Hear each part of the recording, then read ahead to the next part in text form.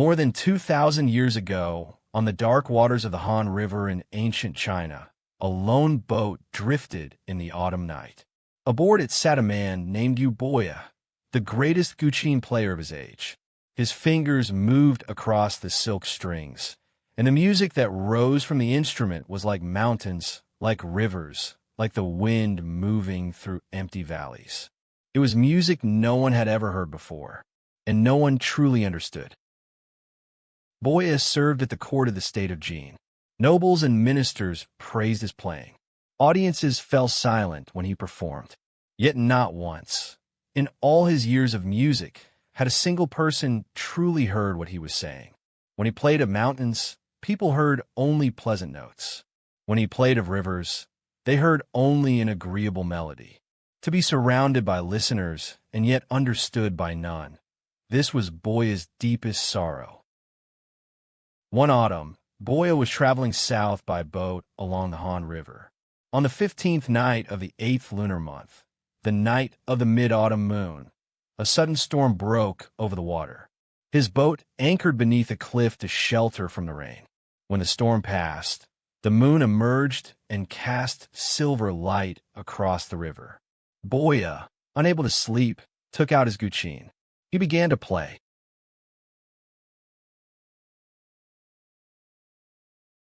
From the riverbank, a young woodcutter named Boya Ziqi was making his way home, a bundle of firewood on his back. He had been caught in the storm and taken shelter beneath the same cliff. Now, in the quiet after the rain, he heard something strange drifting across the water, a sound unlike anything he had heard before. He set down his firewood. He stood very still. He listened.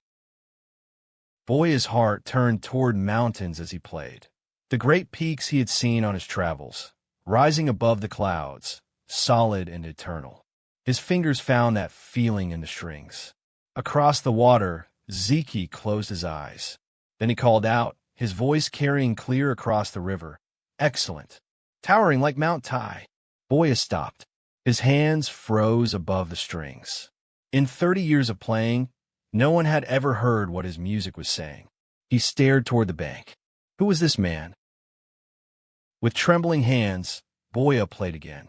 This time his mind turned to rivers. The vast yellow river he had once seen, stretching to the horizon, unstoppable, ancient beyond memory. He poured this feeling into the strings. And again, the woodcutter's voice came across the water. Excellent. Vast, like the great rivers flowing to the sea. Boya set down his instrument. Tears came to his eyes. For the first time in his life, he had been heard. Boya called the young man to his boat. Boya Ziqi, a woodcutter with no education, no title, no wealth, stepped aboard.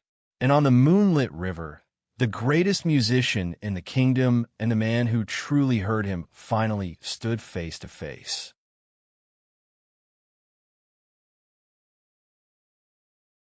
They talked through the night. Boya played, and Ziqi listened and described exactly what the music was saying. Not the notes, but the images, the feelings, the stories hidden inside the sounds. Mountains and rivers, wind and rain, longing and solitude. Every thought that Boya had ever tried to express in music, Ziqi heard. The ancient Chinese had a word for this. Zhīyīn, one who truly knows your sound. One who knows your soul. In Chinese culture, to find a zhīyīn, a true listener who understands your deepest self, is considered the greatest gift a person can receive. Not a lover, not a teacher, not a patron. A zhīyīn is the one person who hears what you are actually saying, beneath all words and all music. Boya had spent 30 years playing to the world without being heard. In one night on the river, the woodcutter Boya Ziqi gave him something no nobleman had ever offered, to be truly known. As the first light of dawn touched the Han River, the two men knew they must part. Boya had duties at court. Ziqi had his mountains, but they made a solemn promise. On this same day, 1 year from now, they would return to this same place on the river. They would meet again, Boya watched as Ziqi walked away along the bank, disappearing into the morning mist with his bundle of firewood on his back. He had never felt less alone in his life. After that night, something changed in Boya's music. Those who heard him at court noticed it, a new depth, a new freedom. The music still moved through mountains and rivers, but now it carried something else, the memory of being understood. The music now knew it had been heard. Even when Ziqi was far away, his listening had entered the music forever.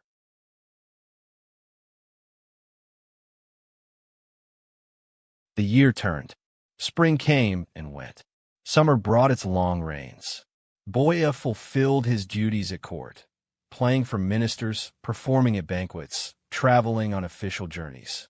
But always in the back of his mind was the date they had agreed upon, the 15th night of the 8th lunar month, the cliff by the Han River, 1 year from now. When the autumn came again, Boya made his way south to the Han River. He carried his Guqin. He watched the moon rise over the water as it had done 1 year ago. He anchored his boat beneath the same cliff. The river was the same. The moonlight was the same. He waited. No one came. The bank was empty. The mist drifted. The moon moved across the sky. Boya waited through the night, but the familiar figure, the woodcutter with a bundle of firewood, the man who had heard his music with perfect clarity, never appeared. As dawn came, a terrible feeling gathered in Boya's chest.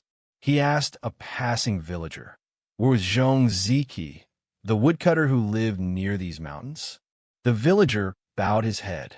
Boya Ziqi, he said, had died of illness some months ago.